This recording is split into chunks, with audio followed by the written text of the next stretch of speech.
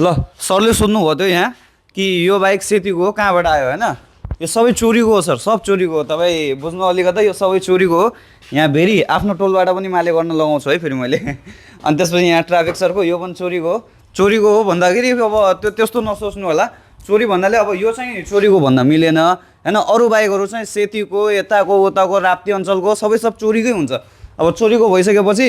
यो ट्राफिक सरहरूले हाम्रो समात्नुहुन्छ त्यो समातिसकेपछि त्यो चाहिँ हुन्छ सिज यो चाहिँ इन्फर्मेसनको लागि यो भिडियो मैले हालिदिइरहेको छु यो जति पनि बाइकहरू हुन्छ मोस्ट अफ द बाइक्स के हुन्छ भनेपछि त्यो चोरीको हुन्छ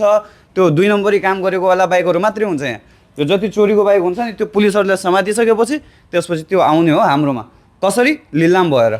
तो यो जति बाइक हेरिराख्नु पर्छ नि यो सबै लिलाम भएको बाइक हो यो एकचोटि यसको बारेमा तपाईँहरूलाई थाहा छैन भने मेरो